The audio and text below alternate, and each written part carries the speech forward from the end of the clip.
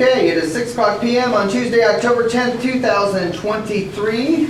We'll call the Common Council meeting to order. Let's stand and say the Pledge of Allegiance. I pledge allegiance to the flag of the United States of America and to the republic for which it stands, one nation, under God, indivisible, with liberty and justice for all.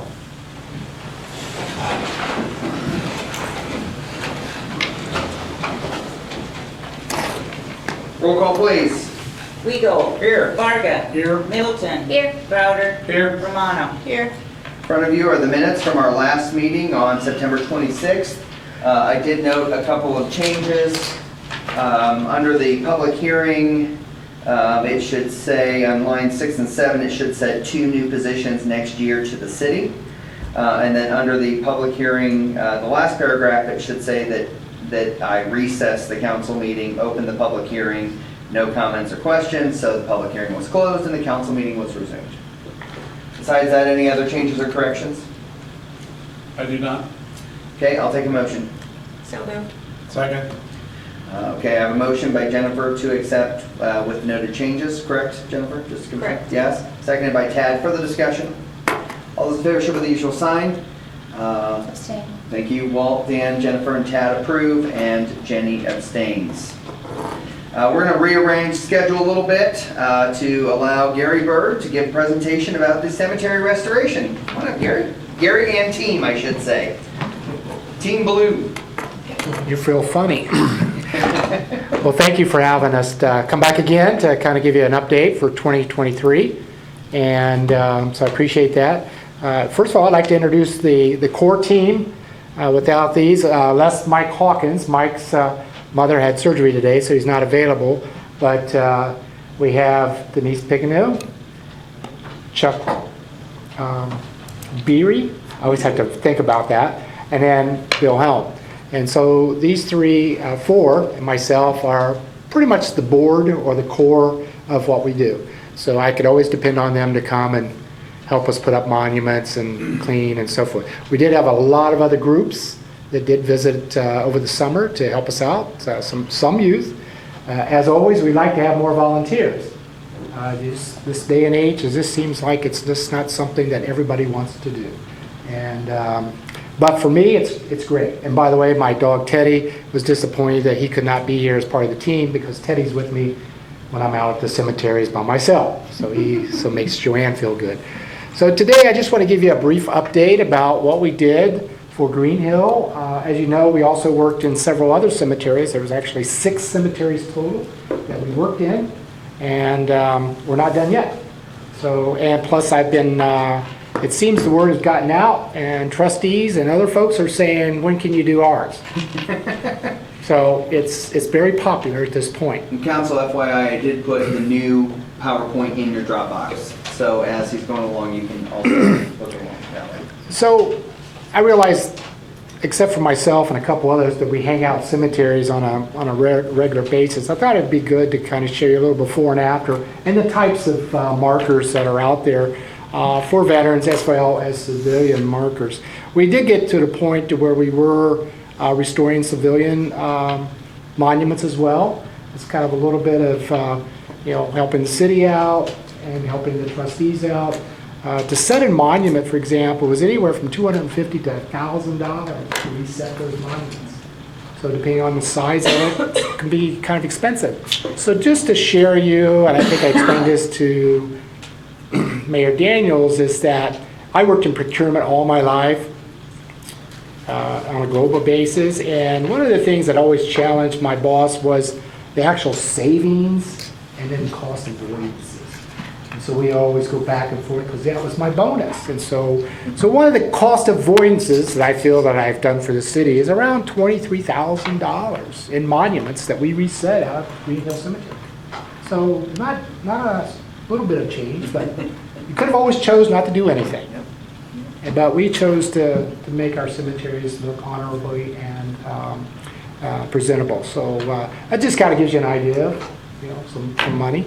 I didn't spend a whole lot, I don't think. $20 worth of gravel and Rosie helped me out on a Sunday to find a Civil War guy that I was panicking because I couldn't find, and she answered me on a Sunday. So I don't know if you got overtime for that, but I appreciated it. So anyway, so we have, when we do these cemeteries, it's gotten to be the point where we have a lot of, we have some fun.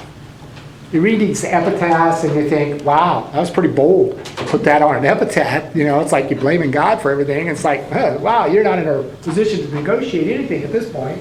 But, and just in general, you know, finding things. So we've made some fun out of it. Plus, I am always surprised how many people visit the cemetery.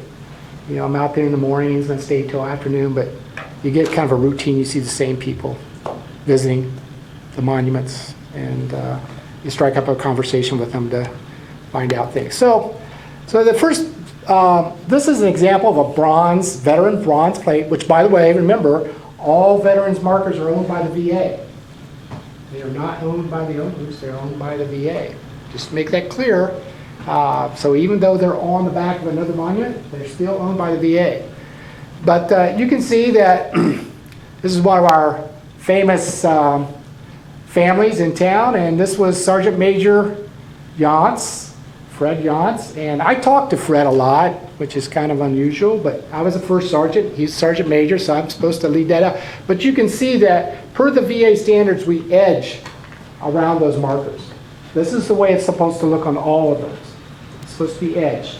So you gotta take your spade and you just kind of go around it and then find a low spot to put the material. But so you can see what it was before and what it was afterwards. This is a similar type of marker. VA has up to, I think there's 8 different markers that you can get from the VA that you can put on your loved ones, and this is just another sample. This is in the Catholic section. There's actually 3 or 4 of those guys that pretty much all together there, but you can see the stone was pretty black, and then you can look next to it how bright after we've cleaned it, and again it's edged with the base, so you can kind of get an idea of that marker. Typically those are not fastened onto that stone either. Those are kind of loose, and they typically move a little bit, so you have to kind of recenter it. This is an example of a bronze plate that's on the back of a civilian marker.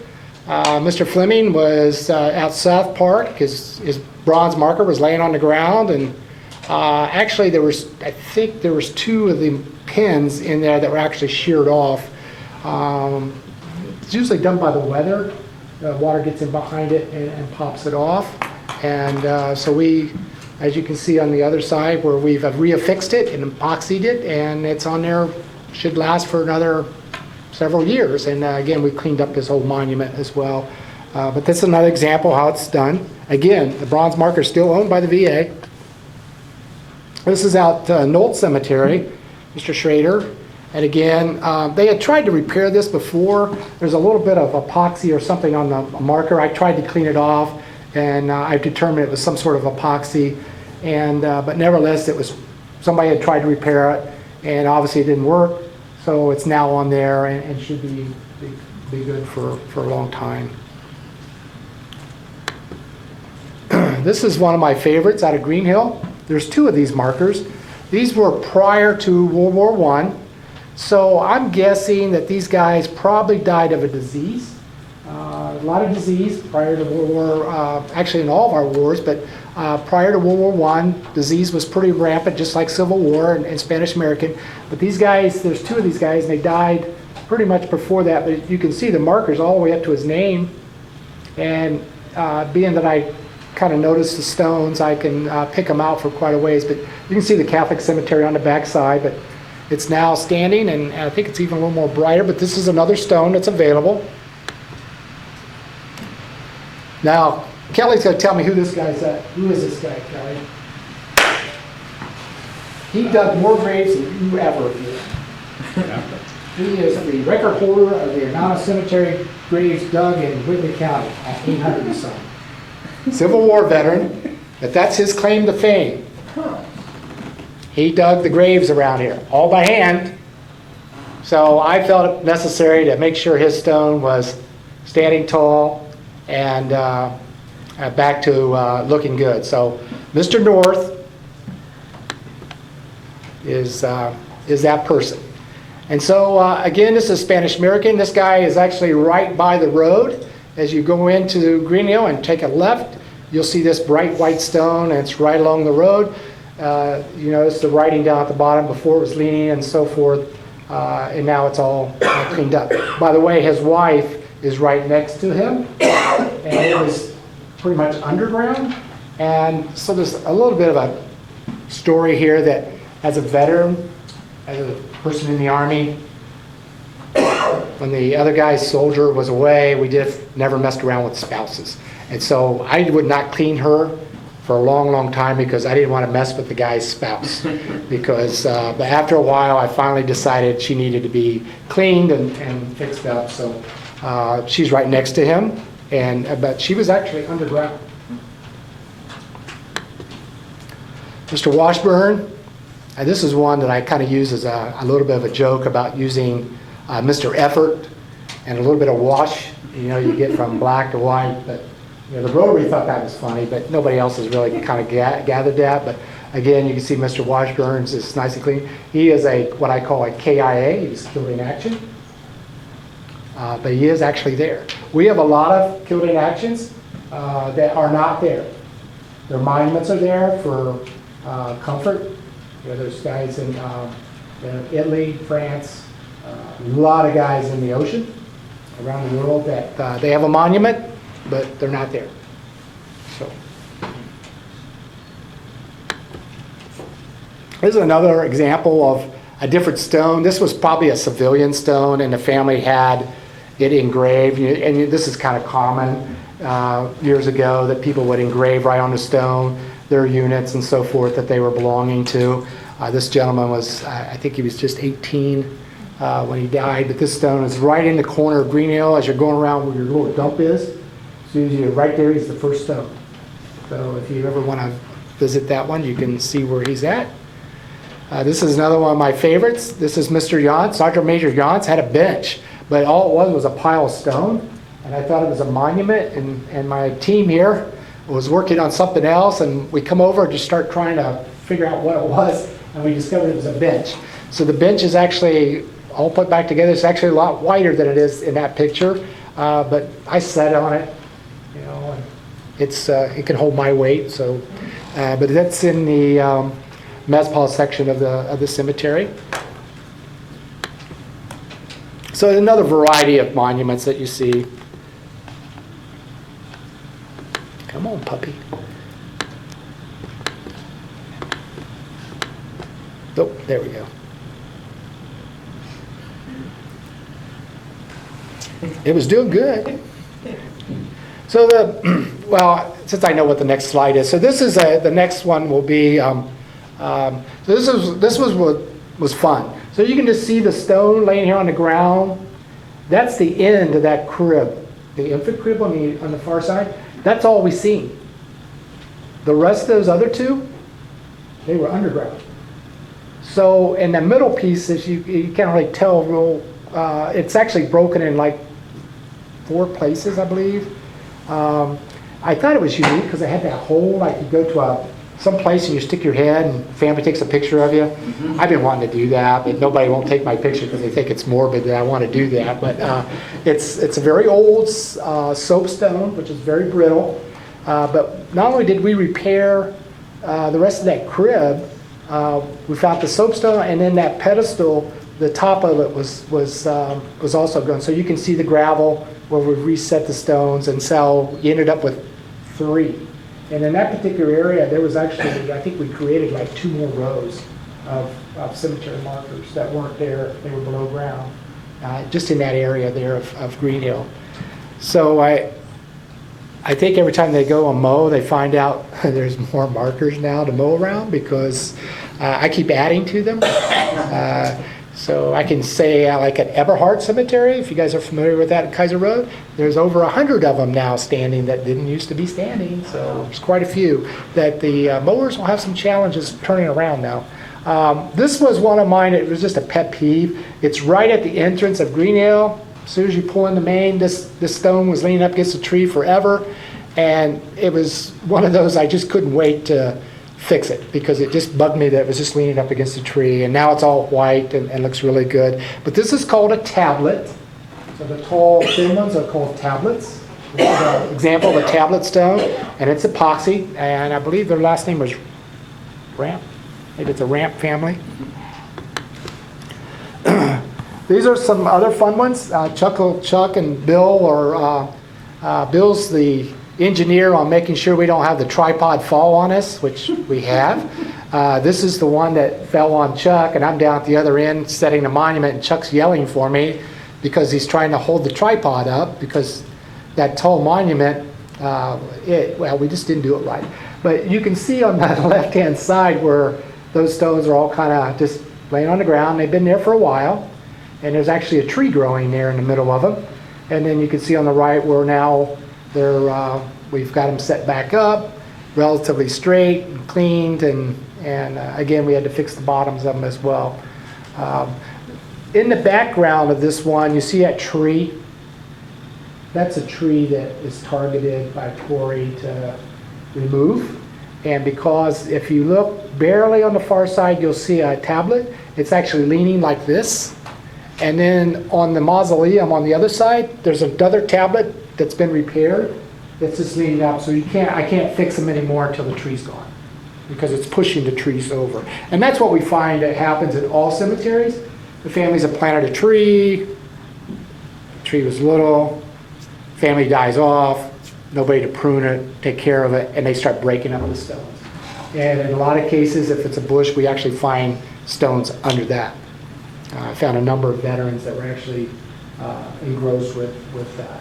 So this is true with a lot of, and I think some of it, oh, hi, Matt, that in some cases, it's on who has responsibility to maintain that. And I think that's a question families or people assume that it's the responsibility of the owner of the cemetery, which is whether it's the trustee or the city or whatever, and so it just keeps growing up and growing up. And working with the groups, we've decided that a lot of these just need to go away.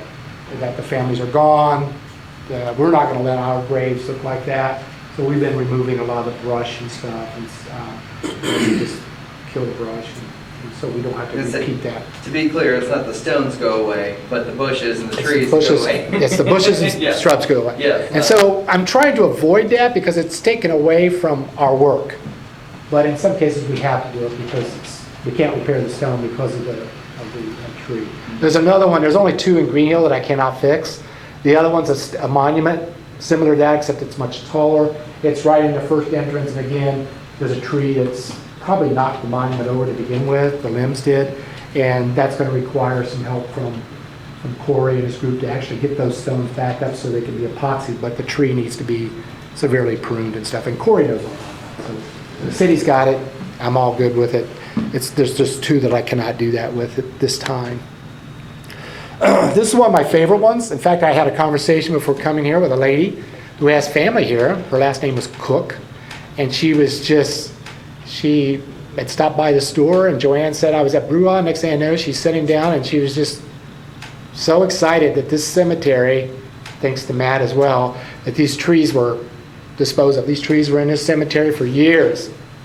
And so we removed the trees, and you can see on the side now, if you're going down 30 and you look at the Columbia City sign, you'll see that flag.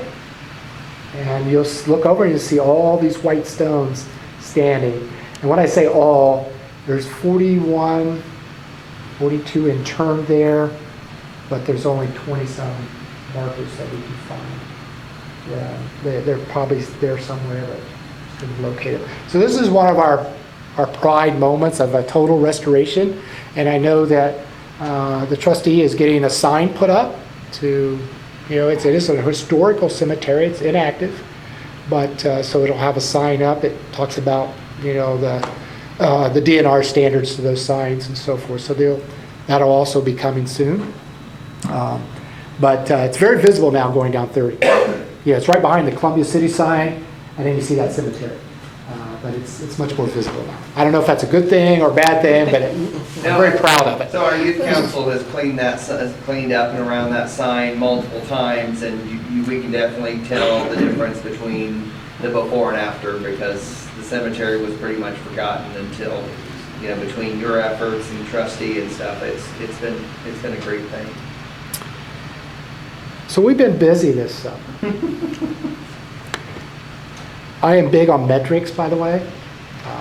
I think I shared with the mayor on our little tour around Greenville, but I have sheets for each cemetery.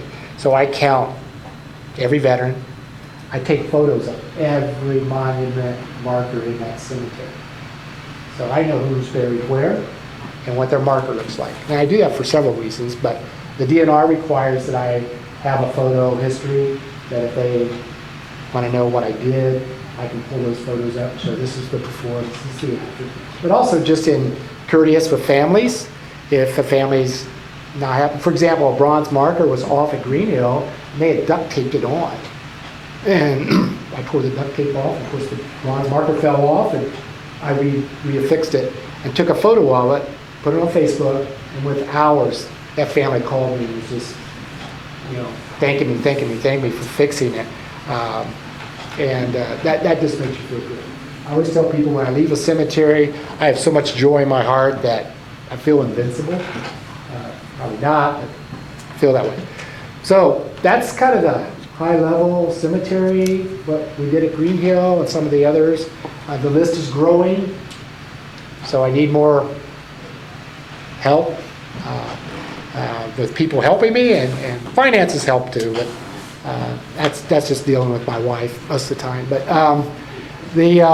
so the next task is Wreaths Across America, and being that I'm the person that puts the flags out with a team, and which got me started in this, the next thing was, what else can we do?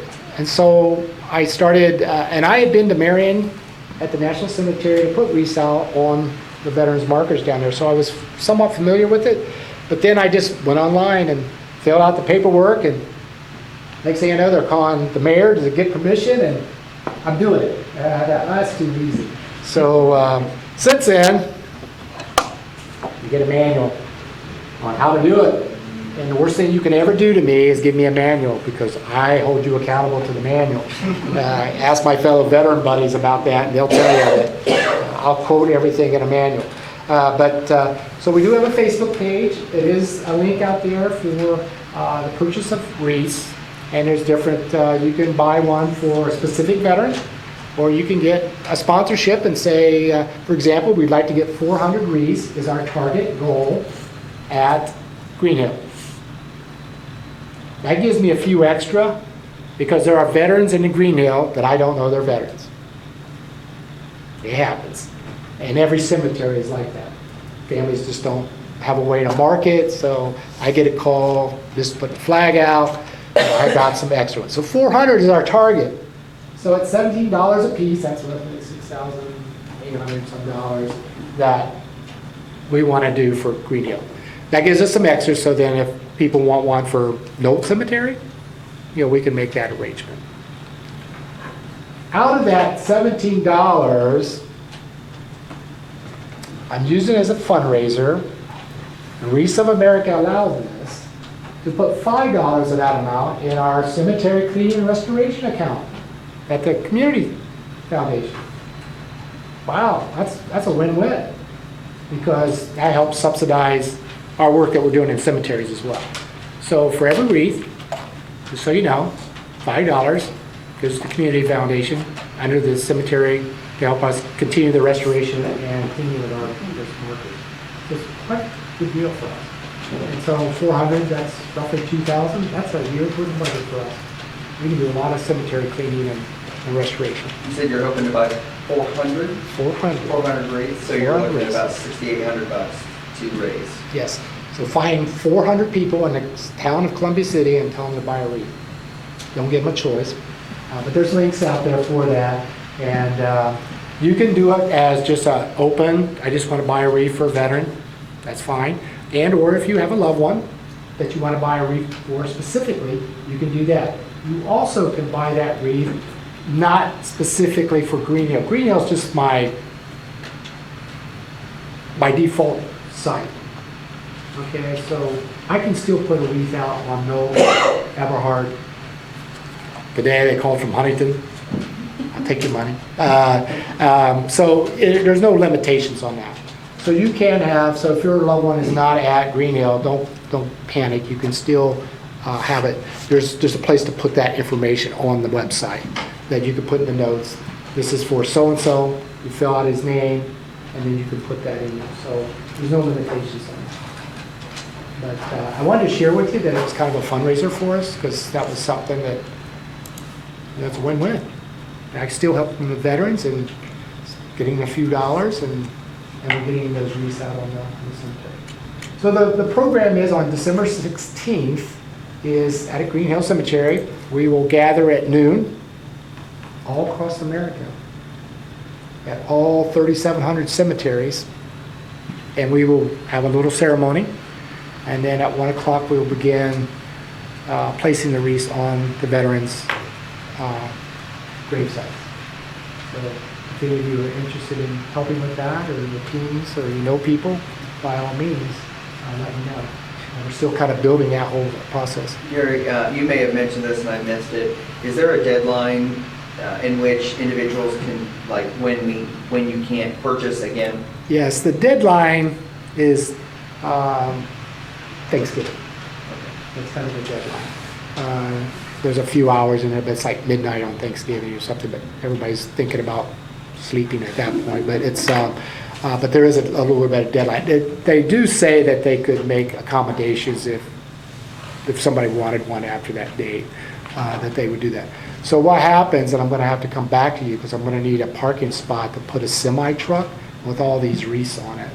And I want that semi to be visible because it will be decked out with wreaths across America.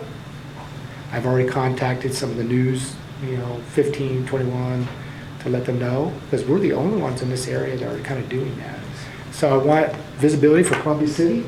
We take our veterans seriously, and that so we'll be looking to get visibility of that big semi, and then there's nine wreaths to a case, weighs about 40 pounds, and we'll get them out. But so we're in that process. You go out on Facebook. I've tried to send it to everybody. They're probably getting annoyed with me, but I'm excited about just getting, and we've had people already start to purchase, and in some cases they wanted one for their loved one in Huntington at a cemetery. So and so the system does work. I think that's it. Nope, it's not it. I'm sorry. So one of the things that my brother-in-law, Bill Helm, he didn't put that connection together. I was at Jefferson Township with a crew, and we were putting our Memorial Day flags out at cemetery, and I said, Bill, can you run over to Washington Township, which is Janice's cemetery that she takes care of for us, and put flags out on those. I think there's 4 or 5 veterans there. Yeah, I can do that. So he takes off, and I said, we'll meet you at Compton, which is Oak Grove. So the crew's all there, and Bill comes up to me, and he's just kind of distraught a little bit. And I said, what's up? And I go, well, it's just some odd things. I said, I wanted to put this flag on this PFC right, and I'm thinking about that, and I said, I've seen his picture somewhere, and then his mom's right next to him, but there's just one of those little silver temporary markers. And I think she's a Gold Star mother. There's nothing that says that. Bill, in his way, researched this, went to Huntington and Fort Wayne libraries and everywhere to get information about PFC Wright. PFC Wright was 16 years old when he joined the Army. His mother had to sign off on that. They're in Vietnam.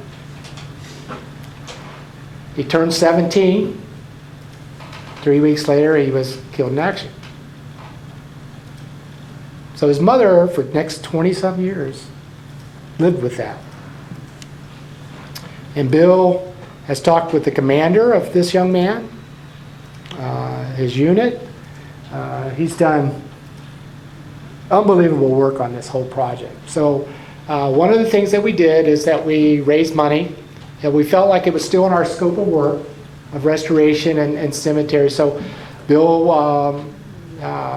done a lot of talking and was able to raise money to, as you can see, put the footer in. The soldier did not have a footer. That stone's just laying on the ground, so it's sinking.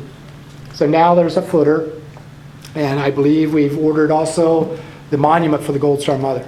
Her monument will look very similar to his, except it will say it's a Gold Star mother on it. So we're very proud of that. The AMVETS in South Whitley, the VFW, individuals all chipped in to make that happen. And that is a very, very proud moment that we talk about things that we do for our veterans, but there's also those that we leave behind. And this was a Gold Star mother. And that's big. That's huge. They're building a giant monument over at O'Day Road for Gold Star parents. I met a couple at a car show over there, and it's amazing that Gold Star parents losing a son or a daughter in war, and then they're living with that, especially at this age. This also made national news in that, Bill, you might have to jump in here, but it made national news in that CBS. Yeah, CBS News ran a program about not only him, but I think there was a couple others at the same time or similar to that was it McNamara changed the rules. Secretary McNamara and President Johnson took a lot of heat because the crew from CBS was on Terry's flight, one of the helicopters when it went out. They actually have footage of him after he was hit, and they brought him back. At 17 years old, he'd only been in Vietnam 3 weeks, and he was killed. And so I did have the privilege to talk to his commander. He's had, this is just a short version. There's a lot to this story, but so we do have the stone is on order and should be in any time now, and we will place that and the Gold Star Mother medallion. Okay. This is my dog Teddy. The stone he's laying at, it says United States Cavalry, which is what I was. And when I come around the truck, I didn't pay much attention to it, but he's laying there staring at that stone. I'm like, geez, Teddy, what are you trying to tell me? You know, so I always remind, even a service dog doesn't forget, fellow veterans, but I really appreciate the city's support and the township support. Cleveland Township is now on board with doing this. It's South Whitley and Washington Township, so it's growing quickly. We've tried to stay south of 30, but hopefully we'll be north of 30, maybe at the end of 2024, depending on how things go, because we still have to do all the other work. And by the way, I want to thank the city and Rosie, not only for her Sherlock Holmes work with finding that Civil War veteran that I was not even close to where he belonged, but we got him installed. But the city has purchased the cleaning material, a 55-gallon drum of cleaning material, which is expensive. And that's one of our biggest expense for that cleaning. So we hope to be able to clean all the stones in Green Hill next year before Memorial Day. So that's be a little easier because we've gotten a lot of the hard work done, but I really appreciate the city stepping up for that. And if I understand that Matt's matching that because he wouldn't want the city to get too much on him, so Matt's working on doing the same, and that's really good because that really helps the cost of things. The epoxy and the stuff, it's all specialized, and that's our cost is getting those materials. So I really appreciate that.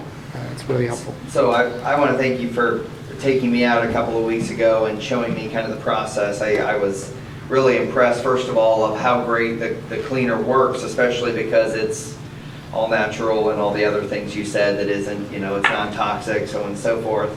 That was pretty impressive. But, I guess, it's one of those things where I don't think most people realize that when someone purchases a stone, not one of the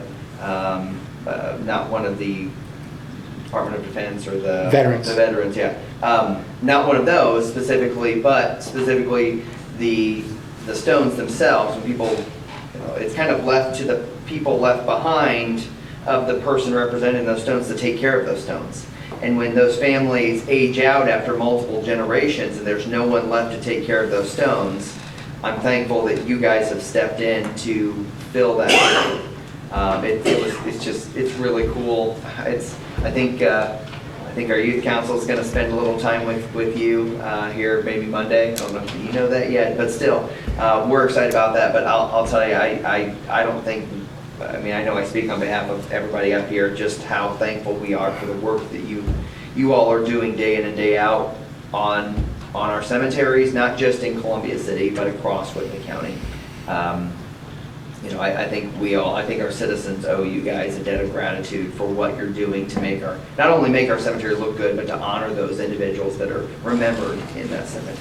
I think it's important too to say, like, it's a very physical job that you're out there doing, pulling these things up, but they're doing it with so much love and care and concern for the people who are there. And, you're right, a lot of those families aren't around anymore to give that kind of care, so it's nice that there are people who will.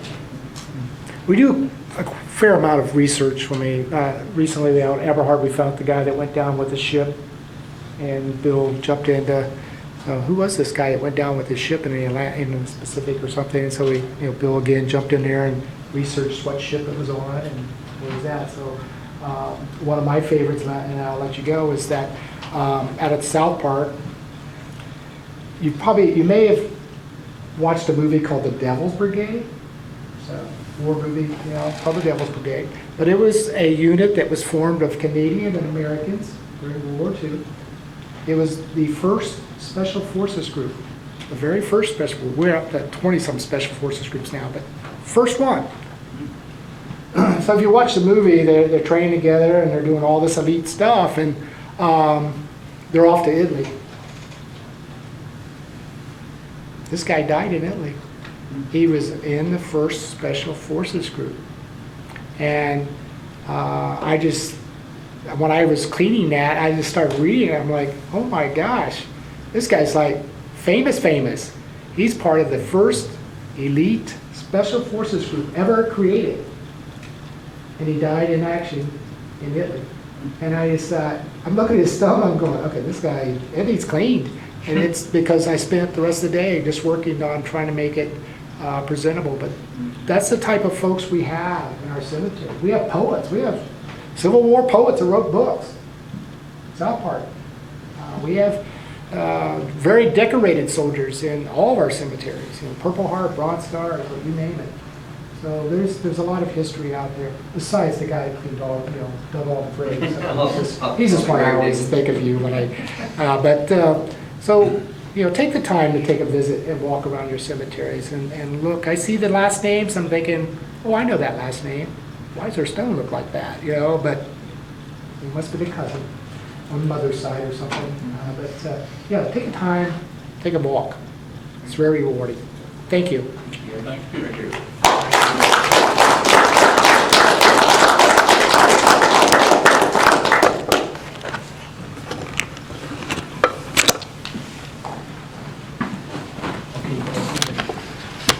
Thank you guys for being here.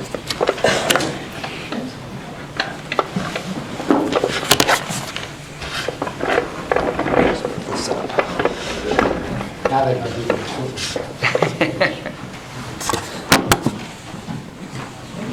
Wait.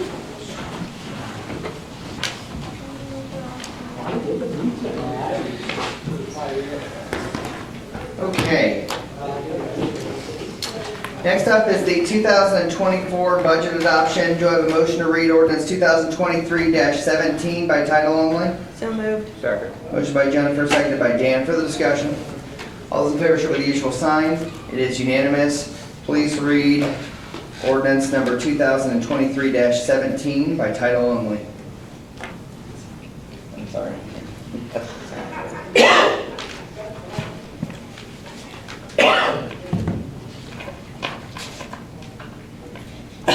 Ordinance 2023-17, which is the adoption of the 2024 property tax for the budgets for the city. So as I mentioned last time, not a dramatic bunch of changes to the budget as presented.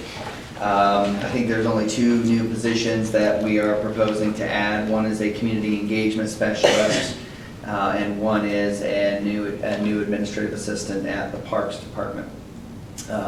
Again, funds the majority of our projects that are planned, from trails to Eagle Park to community crossings in Westgate, all those kind of things. We haven't heard back, by the way, on community crossings yet. We're still waiting on the grant award for that. We feel optimistic, but it's always cautiously optimistic when you're in a grant cycle. So again, really no major changes, 4% increase for our employees across the board. And anything else I covered that's big?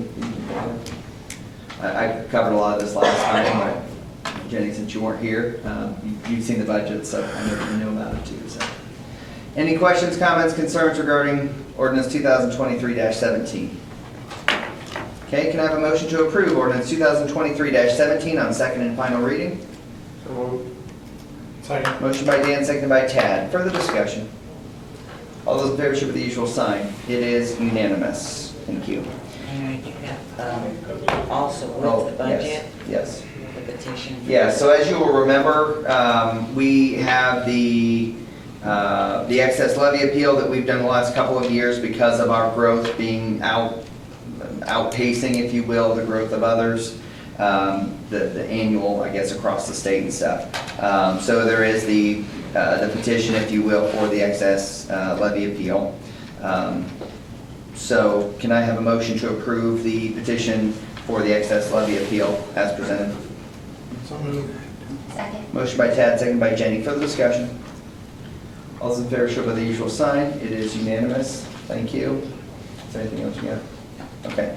Next up is ordinance 2023-18. Do I have a motion to read by title only? I'm sorry, yes, read by title only. So moved. Second. Motion by Jennifer, seconded by Walt. Further discussion? All those in favor show by the usual sign. It is unanimous. Please read ordinance number 2023-18 by title only. Ordinance 2023-18, an ordinance amending the zoning classification of certain property from the R2 two-family residential district to the R3 multifamily residential district. You'll remember that this was presented at the last meeting by Nathan Bilger and by Brooks Langlow regarding the second phase, effectively, of Timber's Edge. Any questions, comments, concerns since that time? Are you here representing that? No? Okay. I didn't, just asking. No, they were gonna make that adjustment. Yeah, it was the, Width of the driveway. Is that yes, okay? yes. For the, So that was included in your last motion, if you will, when you approved it the first time, so, yeah. So that would be also included in that second one. Okay, hearing nothing? Can I have a motion to approve ordinance 2023-18 with that change? Second. Motion by Dan, second by Tad. Further discussion? All those in favor show by the usual sign. It is unanimous. Next up is the job description. This will look familiar because this came in front of you last time. There was a slash. It was administrative assistant / assistant program coordinator. I know Matt worked on it with Beth. I know Rosie, you were a part of that as well. So that did get changed as we discussed. And you can see in red there some of the changes to that actual job position description. Any questions, comments, concerns about that This position? looks better. Yeah, a little more clean, isn't it? Okay. So that goes into effect on January 1 or? That'll come into effect when you, ultimately, after you approve it, then when Matt decides to make that change. Okay. Any other questions? Hearing none, can I have a motion to approve the position description for the assistant program coordinator? So moved. Second. Motion by Jennifer, seconded by Tad. Further discussion? All those in favor show by the usual sign. It is unanimous. Department head reports. Chip. Within the next couple of weeks, we're gonna start putting in pipe at Eagle Park to get the drainage system set up and then hopefully go to bid the end of November, 1st December. Trail is looking to go to bid at 1st December also, so anticipate waiting those two. Questions of Chip? Thank you. Sean. So as you all know, we're doing a 69 kV conversion on our AEP lines. That began 2 weeks ago, where we had to de-energize feeder number 1 coming out of the Whitley station from AEP. That's been de-energized. We're running off feeder number 2 right now. They're going to rebuild that to 69 kV, so hopefully end of this month, we'll start converting our substations over to 69 kV, which explained in the past, currently we run on a 34.5 kV system. We're going to go to a 69 system per upgrades from AEP that we really weren't given an option to do or not. So the end of the month, we'll have to start switching over to that new voltage. Customers won't see a change once the changeover is done, but they will see a brief outage when we make the change, about 5 to 10 seconds. We're gonna have to blink everybody's power because we have to turn it off and turn the new on. So I will be organizing with your commercial customers, your industrial customers, your hospital, things like that. When's the most convenient, if there is such a thing, time to take a real brief outage to switch that over. So we'll be working on that, hopefully the end of the month. We're still working up on Horses Road, where we had a bunch of overhead primary that ran through the front of these properties that was constantly getting squirrels and trees and things like that. And the line was actually failing, the poles were bad, so we're burying all that. We're about 3/4 away through with that project already. The guys are doing a great job. We're doing all of it completely in-house, which is awesome. They're doing a great job. So hopefully we'll have that done. We did have a meeting today with the property owner that bought the old Crooked Lake Golf Course. They lobbed that off into 6 lots, or 5 lots effectively. The original owner is keeping 2 of them. All of the rest of the lots are already sold. So now we've got to try to get power to the middle of the golf course. So that's been a little bit of a challenge, but we'll get that done very shortly. Working with a company that's going to come in and give us a quote to do line clearing and vegetation control for all of our lines on the urban circuits. We've been so busy with other projects, we don't have the crew or the time to do our own line clearing. And I feel like if we can get that done, as a crew, they can do it in a month's time. We'll have it all done. We won't have to do it for several years. And after that, other things. As I said in the calendar, the board meeting, I'm receiving phone calls, emails continuously on new fitness centers wants to come in, new credit union, a new Dentist. shelter, new dentist office. I mean, we just got one at Belmont Community Center. I mean, we just keep building new buildings, and it's a great sign for our city. It really is. It just keeps us super busy. And especially with the shortage of material right now in our industry, and most industries, but ours has kind of gotten hit a little worse because of Department of Energy standards and things like that. So yeah, we're just staying super busy, but it's a good problem to have. So we're doing, obviously you guys are doing a great job, the mayor's doing a great job to keep industry wanting to locate here. So other than that, unless you have any questions. Question of Sean. Thank you. Gary. All right, First Friday is wrapped up for the year of 2023, and I think went very well. Very little issues up there, so I'm happy to report that. Dispatch and police attended a couple of events as far as putting on tables and stuff and handing out goodies. So, and again, I think that was a good presence of them, and that worked out well for us. Gina just got back from a training / instructing on records / advanced records, so in Chicago, and that went very well. I may be a little biased, but I think we have one of the best records keepers around, so glad she was able to do that. We replaced / retired our shotguns that we've had for 30+ years.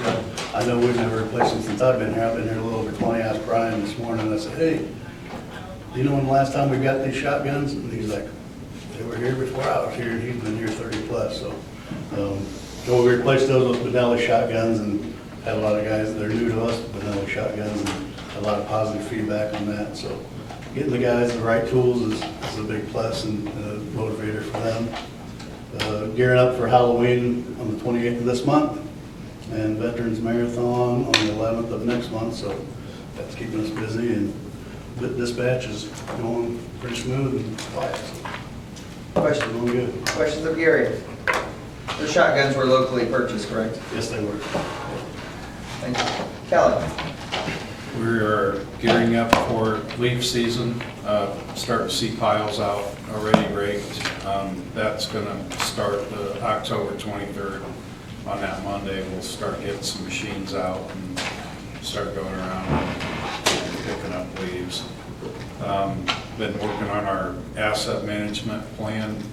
We have to get certified through Purdue, a letter of certification before we can proceed with getting community crossings grant money.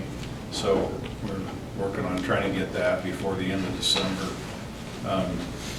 Attended Indiana Street Commissioners Conference last week with a couple of the newer employees, and we had two stoplights, flashing red lights installed on two stop signs at Jefferson and Deer Path at the request of some citizens in that area concerned about children.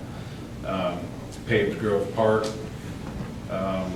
Limb pickup's done for the year, and we're starting to work on getting our plows and salt boxes ready for the next season coming up. For January, right? Yeah, right. Questions of Kelly? Thank you. Matt? The guys ended up lowering the basketball goal at Patriotic. It was 6 inches above regulation, so they brought that down. Working with Spears, the person that helped us build the pool and supplies us our chemicals and that, worked with them to get a CPO class or a certified pool operator class here. They'll either have it in our new conference room at the new office, or they will have it at our pavilion. But we have to have a minimum of 12 students, if you will, from the area before they'll hold the class. That'll be sometime in December. Since it will be close, I wanted to send Evan Searball to that. That way there'll be 3 people able to work inside the pump house and make chemical changes and things on the pool. So if one of us is not close, then we have just another opportunity for that person to come in, and especially if we have a fecal event. So Andrea and Melinda are working hard, putting together mother-son carnival. They went today and bought some other stuff as far as candy and some of the carnival food. And then this morning, the art class, the 2D art class from the high school came out and started their painting project on the concrete walls that we put in place. They're going to, I know they said one was going to be an eyeball, one was going to be a cheeseburger, and they've got all these ideas. So they started painting those this morning, and they'll continue and hopefully get that done before the weather gets too cold. Great, thank you. Questions of Matt? Thank you. Mike? Well, we've been painting hydrants out in Deer Chase. Eagle Glen is done, now Deer Chase is done. I think the next place we're going is Emancipation Court and along Lincoln Way there, and also on Ryan Road and that. We got the drainage tile for Eagle Park. It was delivered this morning. And also we got the pipe for the first phase of the Chauncey Street. It would go from Spencer to Ellsworth Street, because we've had a complaint of sewer gas coming up through the sewers, or the storm drains there.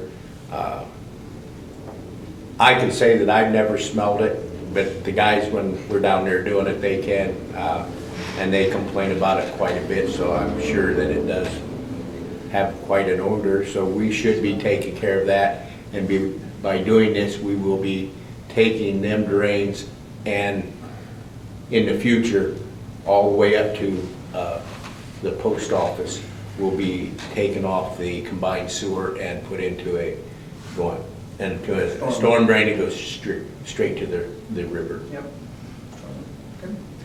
Questions of Mike? Thank you. Mike? That project has 100% of my support. Definitely. I can imagine. We have two older secondaries that during a recent rain event was put in reverse instead of forward when they turned it on. So therefore causing a crash and breaking some parts, angle iron and things like that. So we contacted the company that originally put them in 88 or 89, and they still have our file for that equipment. So we will be able to purchase parts that we do need to put that back together. They're currently putting together a quote, so we see how much that's going to be. You remember I talked before at our retreats and councils, the skater project that may have spread out over the couple of years because of the price of it. We hope to have this year's phase, new panels in and up and functional by the end of November. And our sludge recirculation pumps, we have to rebuild those every 5 to 7 years. We ordered our parts in January, received those last week, so those pumps will be rebuilt in-house here in the next couple of weeks. So, other than just day-to-day, that's all we got. Questions of Mike? Thank you. Elena, introduce yourself. Talk about the Youth Council.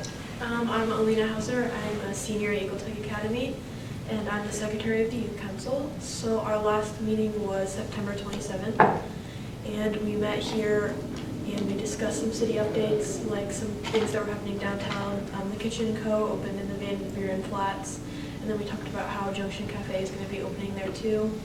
And then after that, we did our monthly service project, and in September it was cleaning the bike trails at Morses Park. So we did that, and then after that we had lunch at the square, and then met back here to go over some township government stuff. Questions of Alina? Thank you. Rosie?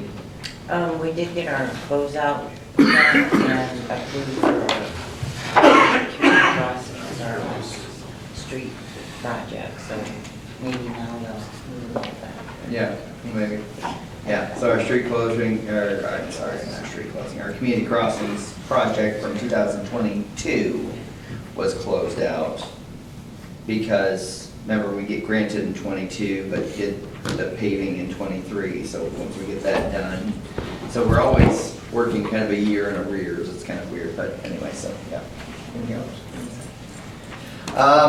We don't have anything on the agenda for council at the next meeting, so if you're okay, especially because I think a couple of you are gone, I know I'm gone, so I think we'll just cancel city council for the second meeting in October, if that's okay. Yeah, I just curious, vote election day. Election day is not a council day, because it falls on the 7th, which will be the first Tuesday of the month, so yeah, 14th will be our next council meeting. Okay.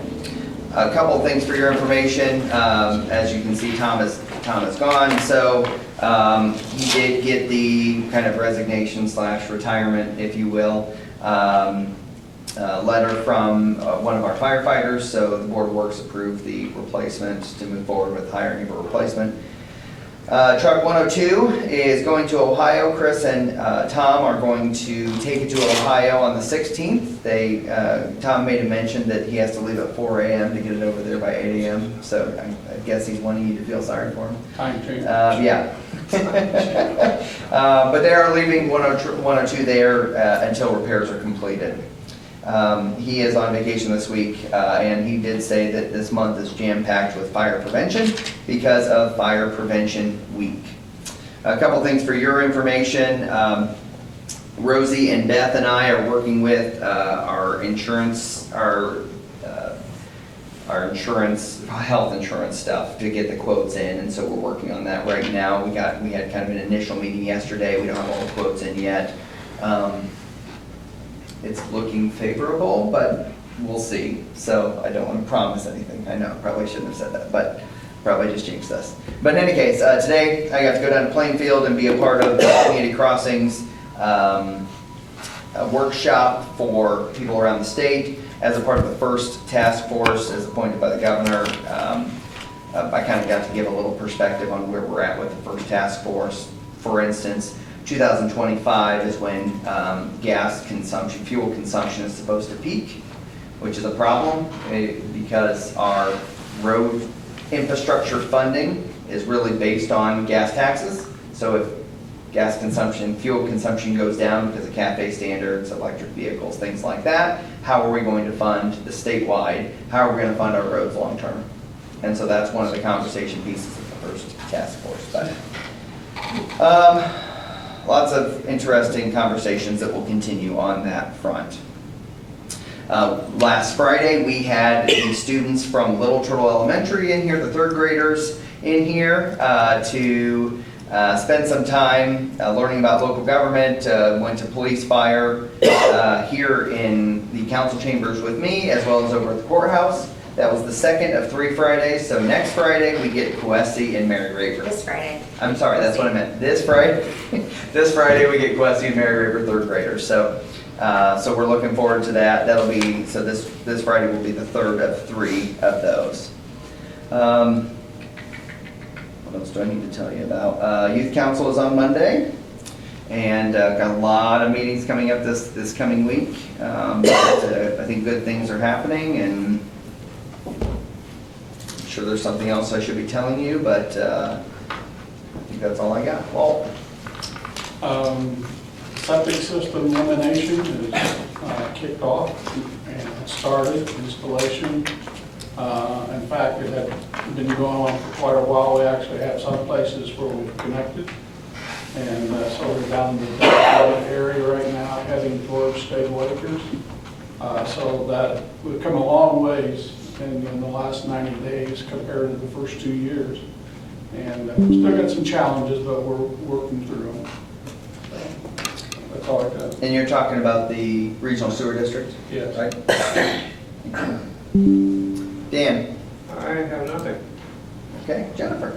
Arts Commission met last week, and we will be partnering with Columbia City Connect on a winter project that is a sort of different angle on art. It's more about like a public speaking storytelling event. Okay. I'll have more information about that later, but we were all kind of excited we want to be very broad in the different kinds of arts that we're doing. So. Do you have a time frame? I mean, we're looking at December, January, February, So or don't know yet? If you don't know, that's fine. It'll like the process for it will start in January because there's going to be some workshopping. Okay. For like the general community will be able to participate in this, and then if they want to be part of the event that's later, then Nice. That'll probably be more like February, March, something like that. Okay, great. So that's in the works, and then we're also working on some strategic planning for next year, and made some decisions about some grants that we want to apply to, one of which being the Indian Arts Commission. Excellent. Thank you. Tad? We had redevelopment today, and the LML property, which we thought we were going to be able to start marketing, we're not able to do that yet because now it's probably going to be another 60 or 90 days. They have to do more borings to check for lead, and it's like an ongoing, never-ending cycle of baloney. I just keep reminding myself that there were many years that they just went and dumped barrels out the back of that, and so we're just paying the consequences of that. Yes. So fortunately, we still have funds to take care of it, and so we're looking at probably another 60 to 90 days before they can find, maybe, hopefully they don't find anything else that they need to do. So Yeah. That's it. Thank you. Jenny? I have nothing. There's no press. Anybody from the audience like to speak? Name and address, please. My name is Caspian Love. The address 113 East Market Street. And I want to talk about how we should have chickens allowed in Columbia City. Okay. Because, first of all, chickens are adorable. Whoever doesn't like chickens is a monster. You get eggs, which are pretty expensive, so having an easy way to get your own eggs is very helpful. And then also, if you only allow hens, then they're very quiet, so it doesn't really cause any problems. Anything else, Cassie? I think that's it. I Okay. guess. Thank you.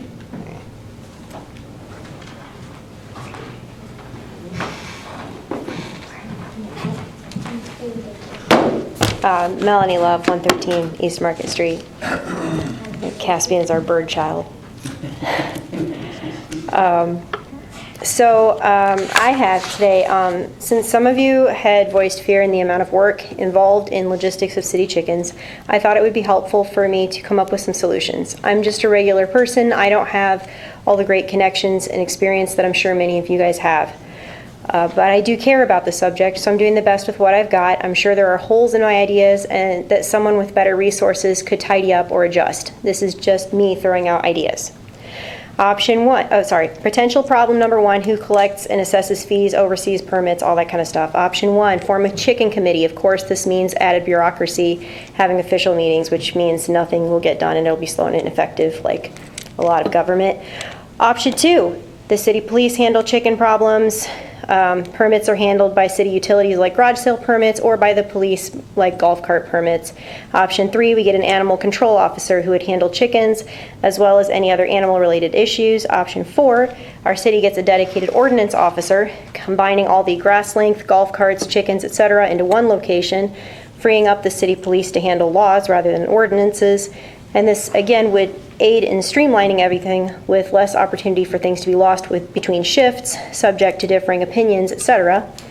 Option 6, we mix all this together, but actually in researching all of this, I came across an existing ordinance from, I believe, 2014, which is in Chapter 90, dealing with animals, and says, it grants the Common Council the authority to appoint an animal control commission and designate the board's duties, which from the wording sounds like it might be referring to the Board of Works and Safety being designated already as the one in charge of dealing with a lot of the potential consequences. It outlines who would be on the commission, how long they would serve, how often they would meet, etc.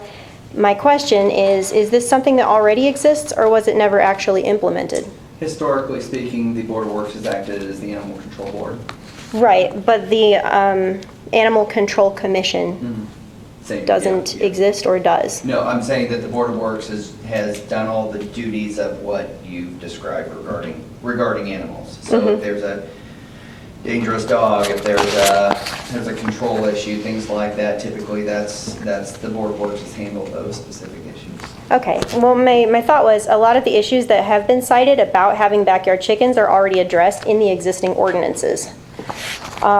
Potential problem number 2, what if chickens get loose? All of us are in agreement that chickens should be in a fenced area, not naturally running loose. As I've been told, they actually do in parts of Florida, and apparently it's awesome, but I don't think that probably would be. However, accidents may happen, and we should have plans in place just in case. Option 1, chicken owners physically mark or tag all their hens with their contact information, keep records including detailed physical descriptions, subject to audit if not, and finding if not in compliance. This ensures any found animals would be able to be returned to their owners. Lost and found chickens could be reported easily via a city app with a button for report chicken. I don't know if you guys are familiar. There's an app that we use a lot with band. It's really easy to just send messages to everybody. This could send out a notification to the proper channel to deal with the issue. And chicken owners can either opt in as a chicken chaser and consent to help catch and return the loose hens, or they can pay $50 a year to not be bothered by helping others. And that just it goes straight to the government to deal with if they're a problem. I have more in here, but I don't want to bore you guys. Potential problem number 3, if someone's not being a good neighbor with their chickens, I've kind of already addressed that. And 4, what can be done with lost, abandoned, confiscated chickens? The 4-H Poultry Club leader has said that Poultry Club is able to be a resource for animal intake and finding new homes for flocks, as long as we're not talking about very large-sized ones. The Giving Gardens has said that they would be willing to help in the future if they had the facility to house chickens, the volunteers to help care for them, etc. They could not do that, tomorrow. but it is something they would consider. And we can also put together a list of local farms that are willing to take on a hen or 6 from time to time if needed. Many farms with more than a dozen hens don't mind taking on more. And lastly, what if chickens are too loud? Again, roosters can be as loud as a barking dog, but hens are actually pretty quiet. As a reference, a list of common noises that are louder than chickens includes motorcycles, dogs, vacuum cleaners, the haunted jail, a toilet flushing, garbage disposals, doorbells, sporting events, blenders, car horns, babies crying, tea kettle whistles, lawnmowers, chainsaws, leaf blowers, fire trucks, your phone ringing, police sirens, an electric shaver, fireworks, big trucks, a coffee grinder, your TV audio, snowplows, music, and trains. In closing, implementation of backyard chickens would bring new challenges, but I believe it is also an opportunity to showcase our creativity, resourcefulness, and community. Thank you. Thank you. Anybody else want to speak? Would you? Come on up. No, I have a follow-up question, if I may. Okay. You kind of ran through everything here quick, and Sure. I didn't get a chance to back up. It's okay. And ask. This would be, I believe, for the police department. So, my question is, how many shotguns were retired, and what was the previous shotgun brands that were upgraded? That's my first question. Previous shotguns were Remington 870s, Remington 870s? Okay. and we're retiring 13 of those. Okay. And as you retire those, do they just go for backup? What's the process No, we there? traded them into the local. Okay, great. They were for traded. Okay, perfect. Thank you very much. Can we have your name for the record since you spoke? Yeah, Jared Lancaster. Okay, thank you. Any other questions? Okay, we'll call the meeting adjourned. Thank you.